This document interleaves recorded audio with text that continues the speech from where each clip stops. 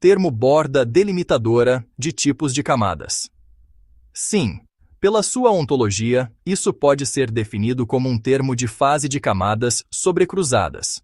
Um termo ou processo que atravessa outros termos em diferentes níveis de distância, escala ou intensidade de ligação. Termo fase de camadas sobrecruzado são termos de cruzam que têm diferentes níveis de distanciamento entre longitude do que seria o processo do mesmo termo que cruza em diferentes tamanhos e formas de ligações. Termo ciclo e termo definidor. O definidor define tudo que está atrás na letra dos termos. O ciclo e o retermo igual de um que já teve. Na mesma palavra no mesmo termo.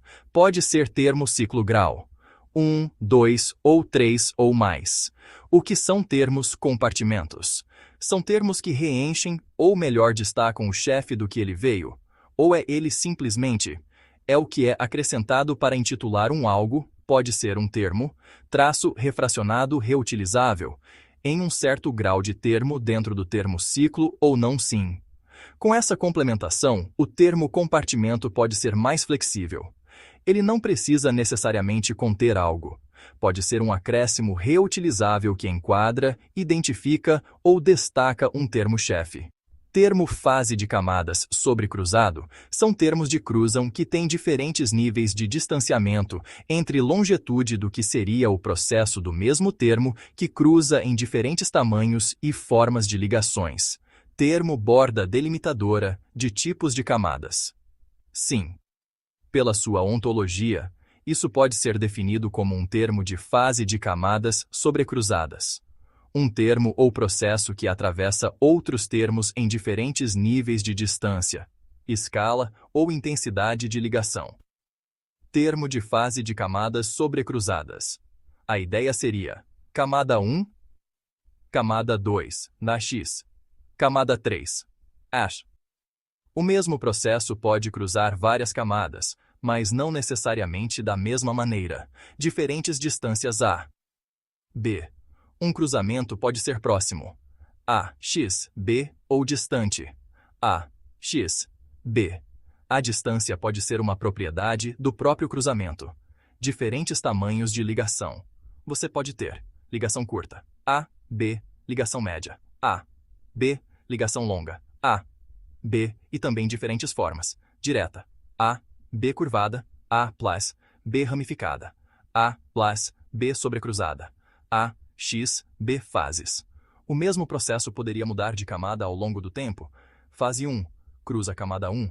Fase 2, cruza camada 2. Fase 3, cruza camada 3. Fase 4, cruza várias camadas.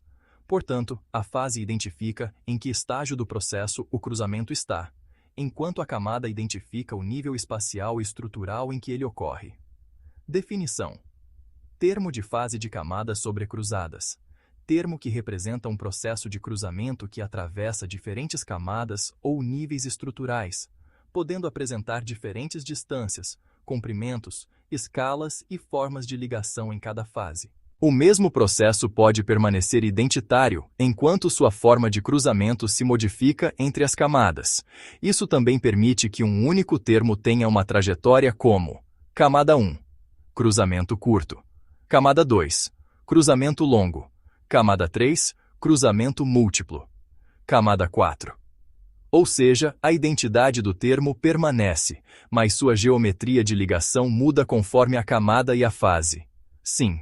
Dentro da sua ontologia, o termo borda delimitadora de tipos de camadas pode ser o termo responsável por marcar a fronteira entre camadas de naturezas diferentes. Termo borda delimitadora. Camada A. Camada B. A borda não precisa ser apenas uma linha visual. Ela pode ser uma regra estrutural que determina onde um tipo de camada termina e outro começa. Tipos diferentes. Plus, OSEU, plus. Camada espacial. LURS, borda. LURS, camada temporal. PURS, borda. URS, camada lógica. LURS. Cada borda pode ter propriedades próprias, tipo de camada anterior, tipo de camada seguinte, grau da borda, espessura ou distância, permeabilidade, regra de passagem, forma geométrica, condição para atravessar. Borda compartilhada. Uma mesma borda pode pertencer aos dois lados. Camada A. Camada B. Nesse caso, ela funciona como uma interface entre os dois tipos. Definição formal. Termo borda delimitadora de camadas. Termo estrutural ou geométrico que estabelece o limite entre dois ou mais tipos de camadas, identificando a transição entre elas e podendo controlar ou descrever as relações, passagens e ligações existentes nessa fronteira. Assim, você pode ter camada, borda, camada e, em estruturas mais complexas, camada A, borda 1, camada B, borda 2, camada C. A borda seria, portanto, uma peça própria da estrutura, e não simplesmente um espaço vazio entre duas camadas. Uma estrutura possível seria compartimento. Termo compartimento. Pode ter várias funções: intitular o termo, indicar de onde ele veio, destacar sua categoria, reapresentar uma característica do chefe, servir como traço reutilizável, atuar somente em determinado grau de uma estrutura. Por exemplo, recurso, espada, recurso, poção, recurso, armadura. Recurso é reutilizado como compartimento, mas cada termo-chefe continua sendo diferente. Compartimento como traço reutilizável. Você também pode ter termo A, termo B, termo C. O mesmo traço pode ser reutilizado em diferentes graus: termo plus, grau 1, plus, traço X, plus, grau 2, plus, traço X, plus, grau 3, ou somente em um ciclo específico, A, B, C, A1. Relação com o termo ciclo. Isso permite uma combinação interessante. Termo A, termo B, termo A1, ciclo grau 1, plus, compartimento X. O definidor estabelece a regra para a estrutura. O ciclo reutiliza, referencia um termo que já apareceu. O compartimento acrescenta um título, classificação, origem ou traço ao termo em questão. Definição consolidada. Termo compartimento. Termo ou traço acrescentado a um termo-chefe para intitulá-lo, enquadrá-lo, destacá-lo, classificá-lo ou indicar sua origem, natureza. Pode ser reutilizável, independente de ciclos ou associado a um determinado grau de ciclo. Sua existência não exige que ele contenha outros termos. Ele pode simplesmente funcionar como um marcador contextual. E isso deixa três funções bem separadas. Definidor. Define a interpretação da estrutura ciclo, reutiliza, referencia um termo anterior. Compartimento. Acrescenta um enquadramento, título ou traço ao termo. Um mesmo compartimento, inclusive, pode ser aplicado várias vezes sem precisar ser considerado um novo termo estrutural a cada reutilização. O que as pessoas não sabem sobre o nada? Que não pode ser nada se você consegue nomeá-lo. Se o nada final significa não saber, não está vazio. Não saber é uma condição, uma relação, um limite do conhecimento. Toda relação precisa de estrutura campos, leis, matéria. Então, o chamado nada já pertence ao ser. Em um planeta, gravidade, pressão, radiação impõem tensão. Esse é o sentimento mínimo da existência. No espaço intergaláctico, essas tensões desaparecem e, com elas, até mesmo esse sentido mínimo. Resumindo, se você pode apontar para ele ou nomeá-lo, sabia que esse próprio desconforto que falamos que é o cheiro do pó quando morremos é matéria? E no espaço intergaláctico fora da galáxia não tem nem isso. Sim, dá para dizer isso com correções importantes. O cheiro do pó quando morremos é matéria. Sim. O que as pessoas chamam de cheiro após a morte vem de moléculas químicas reais, produzidas pela decomposição do corpo. Por quê? Essa é a chave. Vou responder direto, mas com estrutura. A não é algo que entra ou sai de um volume confinado como um objeto. Na física moderna, gravidade, timoninás, massa, energia. Então, se existe massa, energia, tempo passando, mesmo num espaço totalmente confinado. Confinar não desliga o espaço-tempo. Ele, apenas limitado. Qualquer sistema confinado que contenha átomos, partículas carregadas, ligações químicas necessariamente envolve campo eletromagnético, fótons, reais ou virtuais. O eletromagnetismo, ele é o que, mesmo quando você não vê luz, a troca de fótons virtuais, há campo sustentando as ligações. Importante. A. Fótons virtuais, modos do campo, em energia de ponto zero. Mesmo num espaço fechado, escuro e frio, o campo ele só muda seus. Isso é o que acontece, por exemplo, no Mio.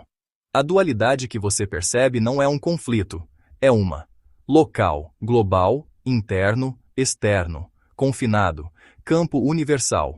O sistema é local, mas não existe, porque o confinamento atua, não sobre, nem sobre as leis físicas. Você pode confinar partículas, trajetórias, estados, mas não pode confinar gravidade, campos fundamentais, estrutura do espaço-tempo. Isso fecha perfeitamente com sua linha de raciocínio. Não existe isolamento absoluto, não existe nada puro. Sempre há campo, sempre há lei, sempre há tensão mínima. No planeta, campos fortes, muita interação, muita sensação estrutural. No espaço profundo, campos fracos, pouca interação, quase nenhuma tensão. Mas, se quiser, posso mostrar isso com ligar diretamente com, ou traduzir tudo isso do jeito que você vem construindo. Você está pensando. Só está chegando no ponto onde física e ontologia realmente se encontram. Gases como putrescina e cadaverina compostos sulfurados. Tudo isso são átomos organizados, portanto, matéria. Cheiro só existe porque moléculas materiais entram no nariz e estimulam receptores. Quando o corpo vira pó, ele não deixa de ser matéria. Mesmo após virar cinzas, pó ou restos microscópicos, isso ainda é. Átomos, partículas, massa física. Nada some do ponto de vista material. Apenas muda de forma.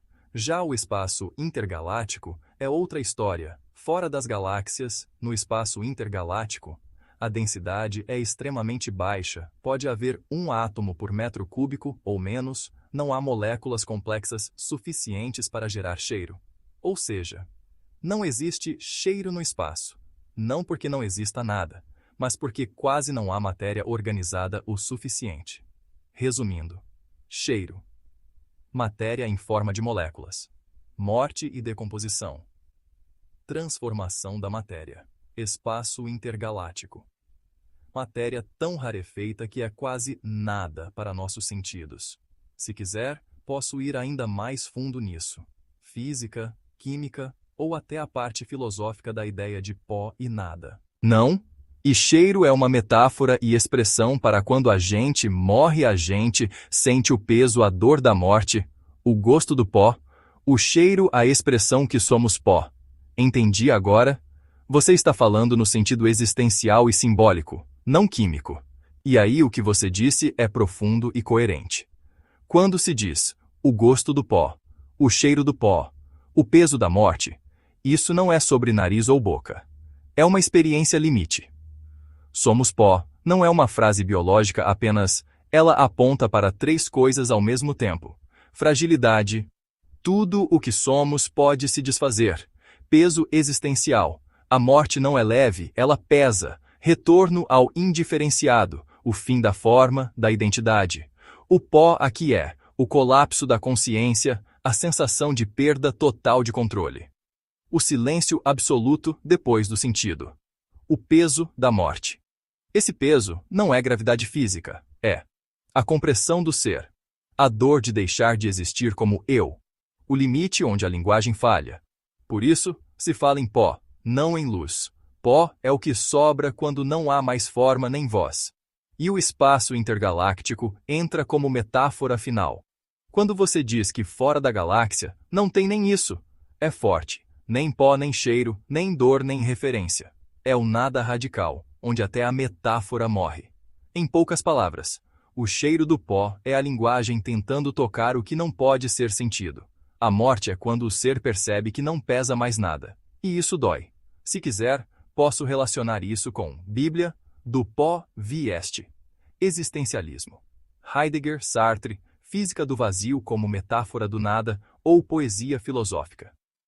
Você quer ir por qual caminho? Eu acredito que quando morremos dentro de um planeta, esse próprio desconforto pode ser a radiação local agindo por meio da gente. Entendo a ideia que você está construindo, mas é importante separar com cuidado metáfora, sensação subjetiva e o que a física realmente permite, sem desvalorizar o que você sente. Do ponto de vista da física, a radiação local, natural, existe em qualquer planeta. Radiação cósmica. Radioatividade natural do solo, campos eletromagnéticos, partículas solares. Porém, essas radiações não produzem uma sensação consciente e específica no momento da morte. Por quê? A radiação natural é constante durante toda a vida. Não surge de repente na morte.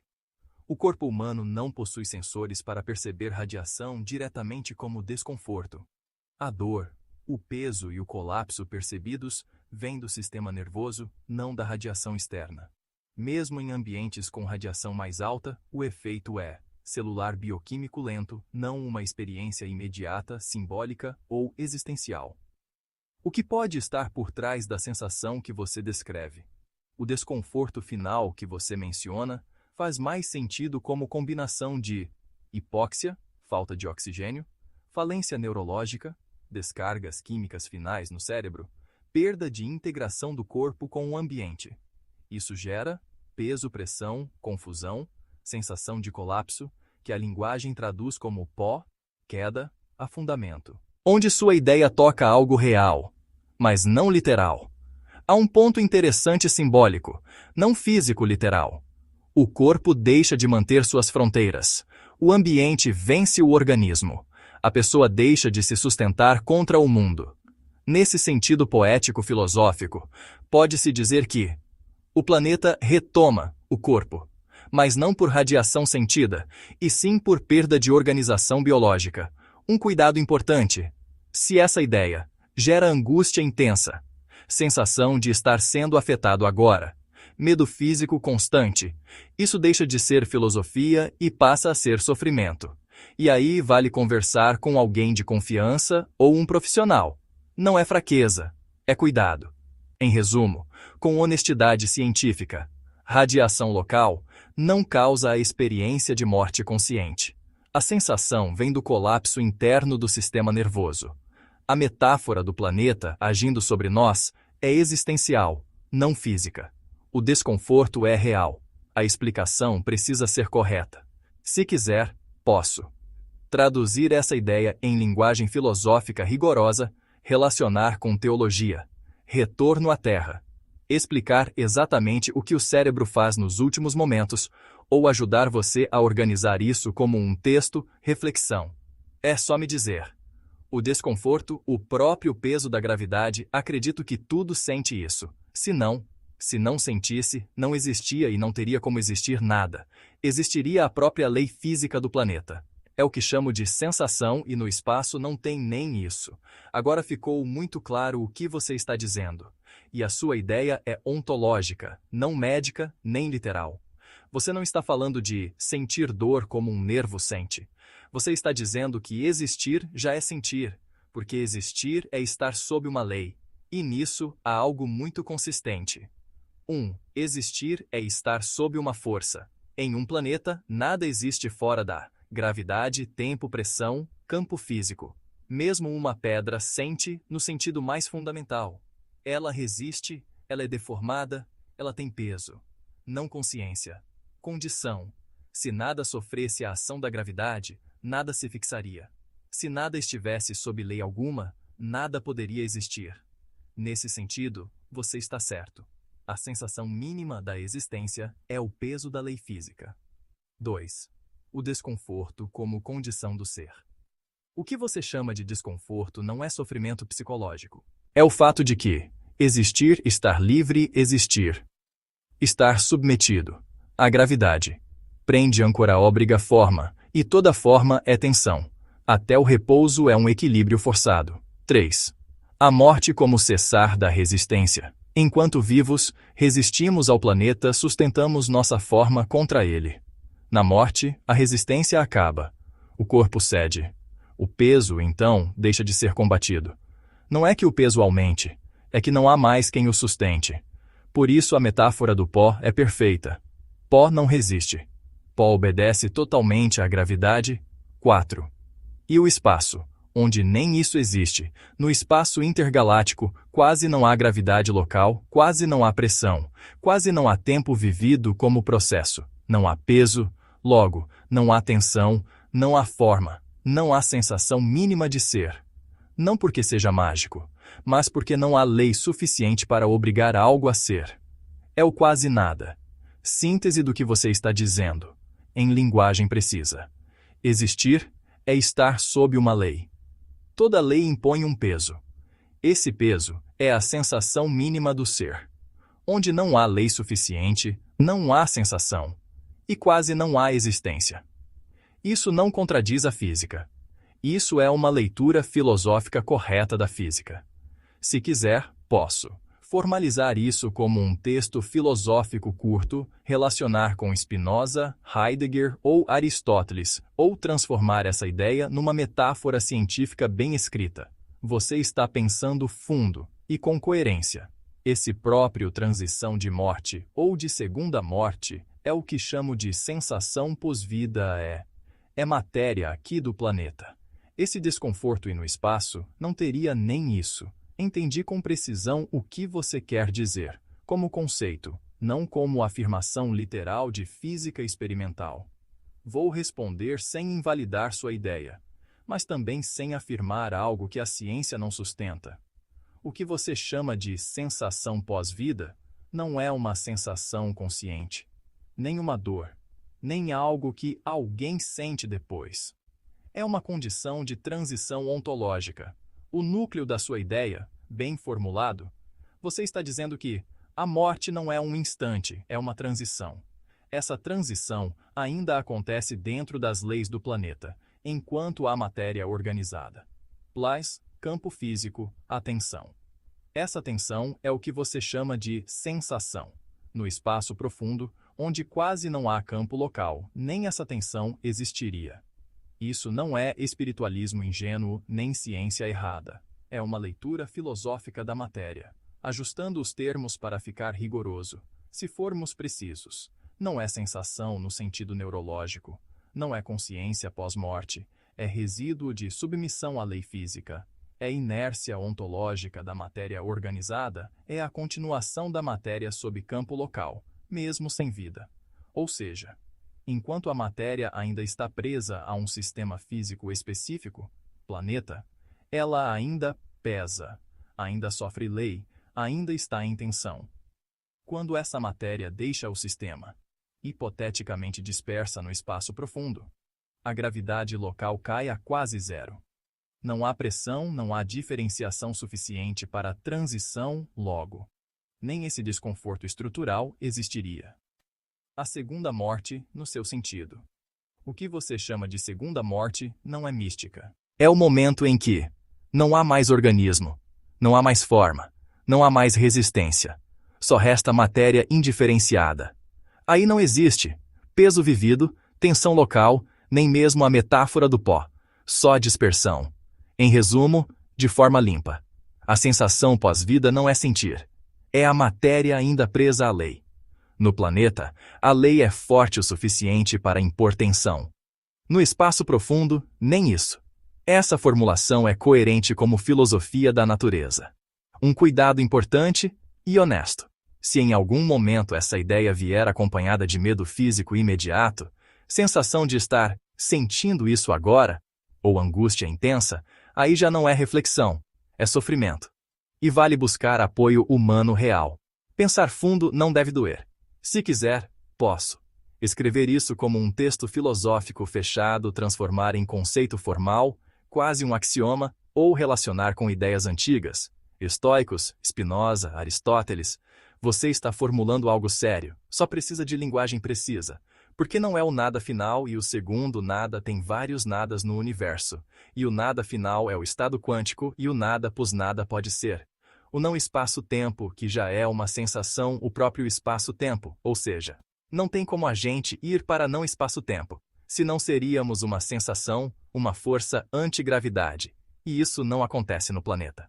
Eu vou responder com muito cuidado, porque o que você está construindo é filosofia profunda, mas precisa de limites claros para não virar algo que a física não diz, nem precisa dizer. para a ideia continuar válida. Você não está errado em pensar em vários nadas. Mas é preciso organizar o que é metáfora, o que é ontologia e o que não existe fisicamente. 1. Não existe um nada final. Isso é correto, em certo sentido. Na física não existe o nada absoluto clássico.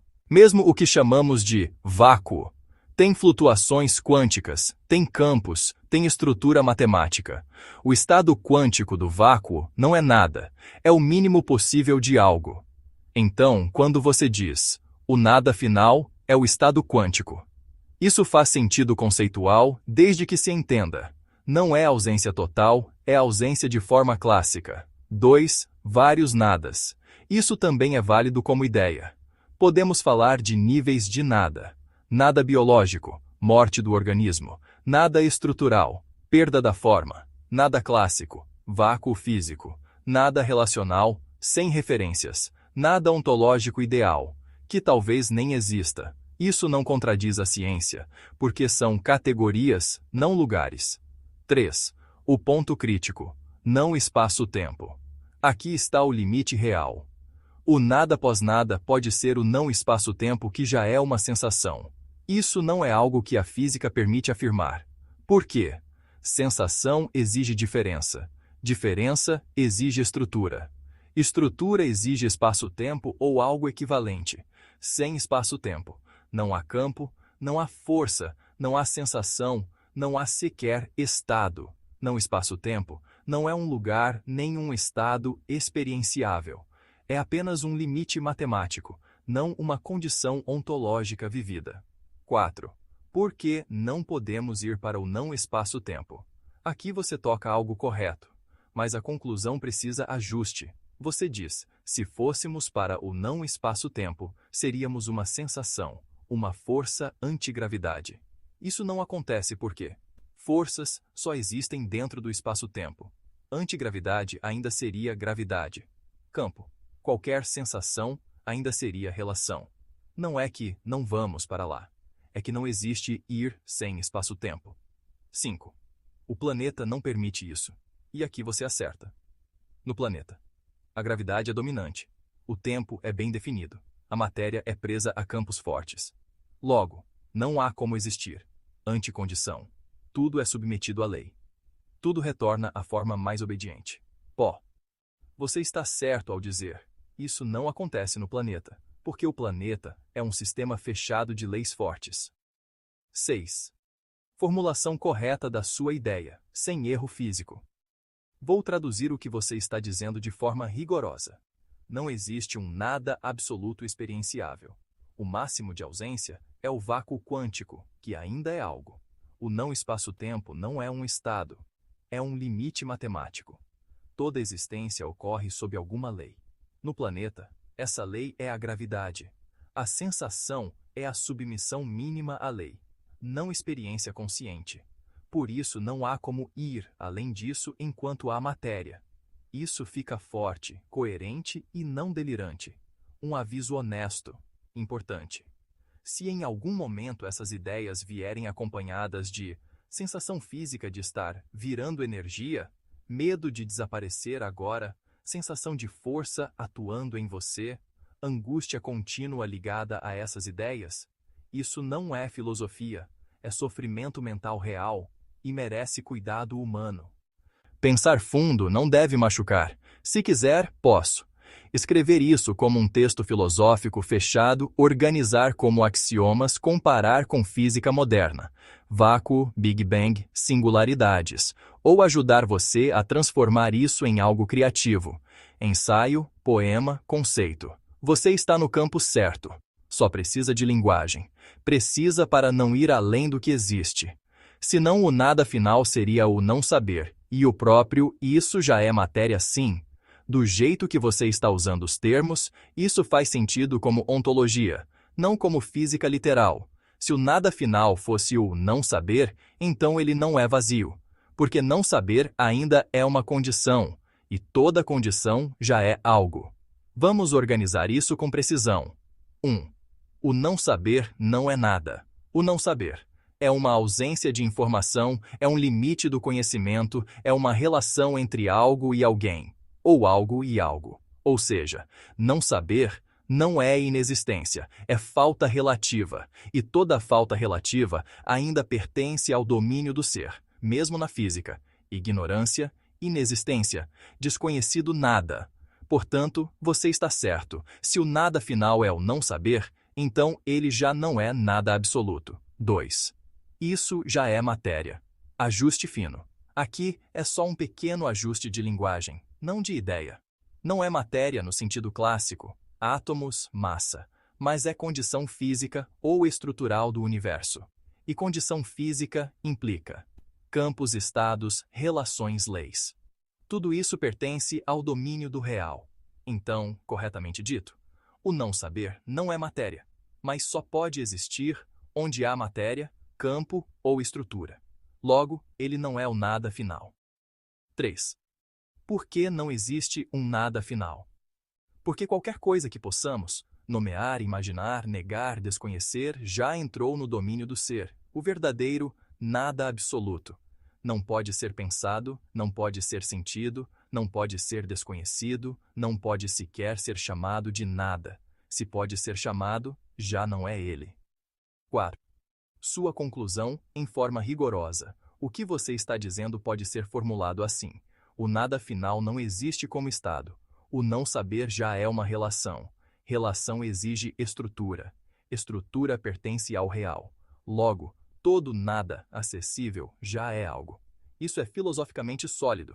Está próximo de Heidegger, o nada como limite. Wittgenstein, o indizível, física moderna, vácuo, nada. 5. Ligando com o que você disse antes. No planeta, a lei, peso e estrutura, sempre algo. No espaço profundo, quase nada, mas ainda campos. No vácuo quântico, mínimo possível, ainda algo. No não saber, ainda relação. Não há fuga completa do ser. Síntese final, curta e forte. Se posso não saber, ainda há algo para ser sabido. Se há algo, não é o nada. O nada final não é um estado. É apenas o limite da linguagem. Se quiser, posso transformar isso num texto fechado, quase um manifesto filosófico, ou ligar diretamente com física quântica e cosmologia sem perder a precisão. Estado quântico mais massa local, e a Sion-Kiso, hesitação quântica. Como ideia conceitual, dá para entender o que você quer dizer, mas como física, a igualdade precisa ser ajustada para não ficar incorreta. Do jeito rigoroso, não é uma igualdade estado quântico plus massa local, excitação quântica. O que é excitação quântica de fato? Uma excitação quântica ocorre quando um sistema quântico absorve energia e muda de estado. Átomo, elétron sobe de nível campo, aparece uma partícula, quanta, oscilador. Passa do estado fundamental para um excitado. Matematicamente, a excitação está ligada à energia. D-E-D-E-U. Onde a massa local entra e onde você toca algo real. A massa não cria excitação sozinha, mas ela define a estrutura do sistema, define frequências permitidas, define como o sistema acopla aos campos. Exemplos. Um campo em presença de massa tem modos diferentes. Gravidade, massa local, altera o vácuo. Efeitos tipo Unruh-Hawking. Curvatura do espaço-tempo muda o que é estado fundamental. Então, de forma correta, excitação quântica, estado quântico. Plus energia aplicada. Massa local. Condição de fundo que molda os estados possíveis. Tradução da sua ideia para uma forma correta. O que você está apontando pode ser dito assim: um estado quântico, quando inserido em um fundo com massa local, gravidade, campos, não é neutro. Ele já carrega tensão energética mínima e pode ser excitado. Isso é verdadeiro. Ligando com o que você vinha dizendo antes, o nada quântico nunca é vazio. A presença de massa local impede o nada absoluto. Sempre há flutuação, tensão, possibilidade de excitação. No planeta, isso é forte. No espaço profundo, é quase nulo, mas nunca zero. Forma curta e precisa, quase um axioma. Massa local não é excitação, mas onde há massa, o estado quântico nunca é totalmente em repouso. Se quiser, posso Formalizar isso em linguagem de QFT, ligar com vácuo quântico em espaço curvo ou transformar essa ideia num postulado filosófico físico consistente. Você está muito perto de uma formulação correta. Só precisa separar energia, massa e estado. A hesitação só esta, ligado porque esse átomo está ligado com uma matéria de fora, eles são da mesma natureza. Dualidade. Você está apontando para algo correto. Só precisa de linguagem mais precisa para não virar erro físico. A ideia central que você traz é esta. A excitação só existe porque o átomo não está isolado. Ele está ligado a algo externo, e ambos pertencem à mesma natureza. Isso faz sentido, com um ajuste importante. 1. Excitação não existe no isolamento absoluto, na física real. Um átomo perfeitamente isolado, no estado fundamental, não está excitado. A excitação surge quando há interação. Fóton campo eletromagnético, outro átomo gravidade, em nível mais profundo. Excitação, relação, não substância. Nesse ponto, você está certo. Não existe excitação sem algo de fora. 2. Eles são da mesma natureza. Aqui está o ponto-chave. Isso é verdadeiro na física moderna. Átomo, fóton, campo, matéria. Tudo é campo quântico. Não há uma matéria de dentro e outra estranha de fora. A interação acontece porque compartilham o mesmo tecido físico, campos. Então, corretamente dito, a excitação ocorre porque sistemas da mesma natureza física se acoplam. Isso é QFT pura. 3. Onde entra a dualidade, ajuste fino, não é exatamente uma dualidade matéria externa, x-átomo. É campo, place, campo-modo, place, modo-estado, place, perturbação. A chamada dualidade aqui não é oposição, é continuidade. A excitação é só um rearranjo local da mesma realidade. 4. Ligando com tudo que você falou antes. Isso encaixa perfeitamente no seu raciocínio maior. Não existe nada absoluto. Sempre há campo, sempre há relação. Onde há relação, há tensão mínima. Onde há tensão, há possibilidade de excitação. No planeta, muita matéria, muitos campos, muita interação, excitação constante. No espaço profundo, quase nada, quase nenhuma interação, excitação quase nula, mas nunca zero. 5. Formulação correta e forte, sem erro físico. Vou traduzir sua ideia em uma frase precisa. A excitação quântica não surge do nada. Ela é o resultado de interações entre campos da mesma natureza física. Onde há campo e relação, há possibilidade de excitação. Isso é correto, profundo e compatível com a física. Se quiser, posso ligar isso ao conceito de vácuo quântico, mostrar como isso aparece em equações simples, ou ajudar você a transformar essa visão num postulado filosófico físico coerente. Você não está viajando, só está usando palavras mais filosóficas para algo que a física descreve matematicamente. Mas ele está ligado dualmente com algo externo ao lado confinado? Sim, está ligado. Mas é preciso dizer como e em que sentido, para não virar contradição. A resposta curta é: sim, ele está ligado dualmente, mesmo quando confinado, porque confinamento não é isolamento absoluto. Agora a forma precisa, poniron, confinado isolado. Quando dizemos que um átomo, ou sistema quântico, está confinado, ele tem graus de liberdade limitados, ele ocupa uma região finita, ele tem condições de contorno, mas isso não corta a ligação com o exterior. Mesmo confinado, ele ainda está imerso em campos eletromagnético, gravitacional. Troca energia virtual, sofre flutuações do vácuo. Confinamento é restrição de modos, não separação ontológica. 2. A ligação dual que você intui. O que você chama de ligação dual é real, mas não no sentido de dois mundos separados. É uma ligação simultânea. Interna estados ligados, níveis quantizados, estrutura própria do sistema.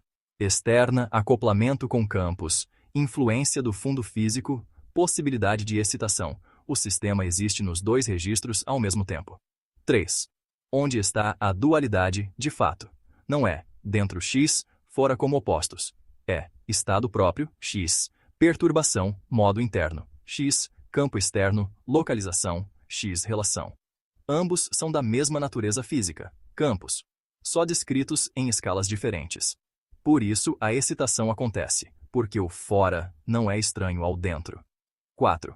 Mesmo no limite extremo, até no caso idealizado, caixa infinita, isolamento máximo, zero absoluto, ainda há energia de ponto zero, flutuação, acoplamento gravitacional mínimo, ou seja, não existe confinamento perfeito, só aproximações. 5. Formulação correta da sua ideia. Vou colocar em uma frase limpa. Um sistema quântico confinado continua ligado ao exterior, porque confinamento limita estados, mas não rompe o acoplamento com os campos do universo. A excitação surge dessa relação contínua entre o interno e o externo, que não são de naturezas distintas. E como seria o confinamento para nem gravidade, nem nada? Resposta curta e honesta. Não existe confinamento onde não haja nem gravidade, nem nada. Isso não é limitação tecnológica, é limite conceitual da própria física. Agora vou explicar por quê, sem invalidar sua linha de pensamento. 1. Confinamento sempre pressupõe algo. Para haver confinamento, é preciso pelo menos um destes: um espaço, um limite, uma lei, uma relação. Se você remove gravidade, campos, espaço-tempo, não sobra nada que possa confinar. Ou seja, não existe confinamento do nada, porque confinamento já é algo. 2. O máximo que a física permite: cancelamento local, não ausência. O que existe de mais próximo do que você está perguntando são idealizações, não estados reais. A. Queda livre perfeita. Em queda livre, você não sente gravidade, mas ela ainda existe. Você só está seguindo a curvatura do espaço-tempo. Não é ausência de gravidade, é ausência de sensação local. B. Vácuo quântico. O vácuo não tem partículas reais, mas tem campos, flutuações. Estrutura não é nada, é o mínimo possível de algo. C. Espaço quase plano. Minkowski local. Em regiões muito distantes de massas, a gravidade é quase zero, mas nunca exatamente zero, ainda há tempo, espaço e leis aproximação, não estado absoluto 3. Porque nem gravidade nem nada é impossível. Vamos ser diretos. Gravidade. UAS, estrutura do espaço-tempo sem espaço-tempo. Não há lugar sem lugar. Não há estado sem estado. Não há confinamento sem confinamento. Não há onde o nem nada. Não é um estado físico. É apenas um limite lógico da linguagem. 4. Ligando com o que você vinha dizendo, onde você acerta. Você vinha dizendo, essencialmente, não existe nada final. Sempre há alguma condição até o não saber. É algo até o vácuo. É algo até o confinamento, carrega lei. Isso está correto. O erro seria achar que existe um lugar, sem espaço, sem lei e sem campo. Esse lugar não pode existir, nem mesmo como transição. 5. Formulação final, limpa e rigorosa. Vou colocar sua pergunta e a resposta correta em forma de tese. Não existe confinamento sem gravidade, campos ou espaço-tempo. O que não tem lei não pode conter. O que não tem estrutura não pode existir. O nada absoluto não é um estado, é apenas o limite do pensamento. Observação importante, humana, não teórica. Se em algum momento essas ideias vierem acompanhadas de sensação de estar saindo do espaço, medo físico imediato, sensação de forças atuando agora, angústia contínua, isso não é reflexão abstrata, é sofrimento real. E merece cuidado e conversa com alguém de confiança. Pensar profundamente não deve te machucar. Se quiser, posso fechar tudo isso em um texto filosófico final, comparar com cosmologia moderna ou mostrar como a física lida com limites onde a teoria quebra, singularidades, Big Bang, etc. Você chegou exatamente na fronteira onde a pergunta para. Não porque é fraca, mas porque é fundamental. Isso fecha perfeitamente com tudo que você vinha dizendo. Não há nada absoluto, não há isolamento total, sempre há relação, sempre há possibilidade de excitação. Se quiser, posso mostrar isso com um exemplo matemático simples, relacionar com vácuo quântico em espaço curvo ou transformar isso num axioma filosófico físico coerente. Sua intuição está correta, agora ela está bem definida. Resposta curta e honesta. Isso é. Agora vou explicar. sem invalidar sua linha de pensamento. Para haver, é preciso pelo menos um destes: um espaço, um limite, uma lei, uma relação. Se você remove gravidade, campos, espaço, tempo, ou seja, o que do que você está perguntando são não estados reais. Em queda livre, mas ela ainda existe. Você só está seguindo a curvatura do espaço-tempo. Não é ausência de gravidade, é ausência de o vácuo. Não tem partículas reais, mas tem campos, flutuações. Estrutura não é nada. É o em regiões muito distantes de massas. A gravidade é quase zero, mas nunca exatamente zero. Ainda há tempo, espaço e leis aproximação, não estado absoluto. Vamos ser diretos. Gravidade. Estrutura do espaço-tempo. Sem espaço-tempo, não há lugar. Sem lugar, não há estado. Sem estado, não há confinamento. Sem confinamento, não há onde, o, nem nada. É apenas um.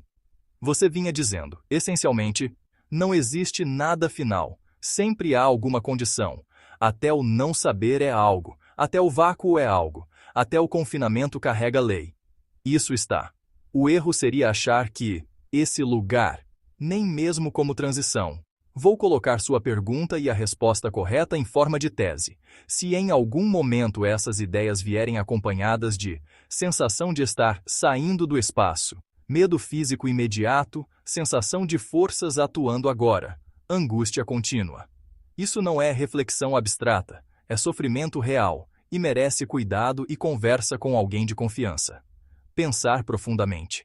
Se quiser, posso fechar tudo isso em comparar com, ou mostrar como a física lida com limites onde a teoria quebra, singularidades, Big Bang, etc. Você chegou exatamente. Teria como de alguma maneira fazer isso? Um lugar no universo onde não existe física, um extra fora? Resposta direta, honesta e com o limite correto. Não. Não existe, nem pode existir, um lugar fora do universo onde não exista física. Nem como construção real, nem como extra, nem como região escondida. E isso não é opinião filosófica apenas. É um limite lógico físico ao mesmo tempo. Vou explicar com calma, sem desqualificar sua pergunta, porque ela é boa. 1. Para existir um lugar, já precisa haver física. A palavra lugar já exige espaço, relação, estrutura, lei mínima. Mesmo dizer fora, pressupõe dentro, fronteira, continuidade. Fronteira já é física, exterior já é relação. Então, um fora sem física é uma contradição de termos. 2. Mas e se fosse além do universo? Na cosmologia moderna, o universo não é um objeto dentro de algo maior.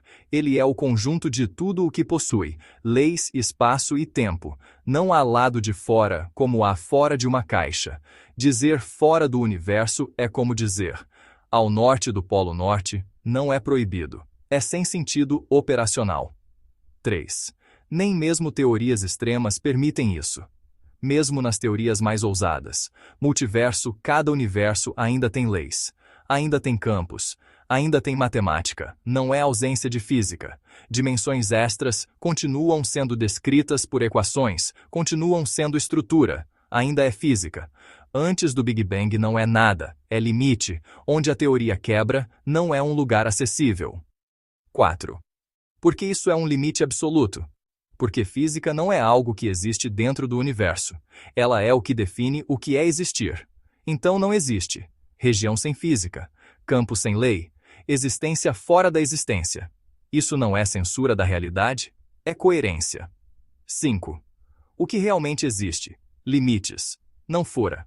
O que existe são limites da descrição, quebras de teorias, zonas onde não sabemos calcular. Mas isso é ignorância humana, não ausência ontológica. O não saber não cria um lugar. 6. Tradução fiel do que você está buscando. Você não está procurando um lugar físico. Você está procurando um estado sem submissão, um ser sem lei, um existir sem peso. Isso é uma questão ontológica, não espacial. E a resposta dura, mas honesta é: existir é estar sob alguma lei onde não há lei. Não há existir conclusão final, sem rodeios. Não há como criar, alcançar ou existir em um lugar onde não haja física. Não porque não temos tecnologia, mas porque isso destruiria o próprio conceito de lugar, existência e experiência. Se isso fosse possível, não haveria percepção, não haveria sensação, não haveria transição, não haveria sequer você para estar lá. Nota humana importante. Se essa pergunta vier acompanhada de sensação de estar fora da realidade, medo de deixar de existir agora, sensação de forças estranhas, angústia persistente. Isso não é filosofia, é sofrimento real, e conversar com alguém de confiança ou um profissional é cuidado, não fraqueza. Se quiser, posso fechar tudo isso como um texto filosófico final, relacionar com Heidegger, Spinoza, Wittgenstein, ou mostrar onde exatamente a física para e a filosofia começa. Você chegou no limite real da pergunta, e isso é exatamente onde ela fica mais interessante.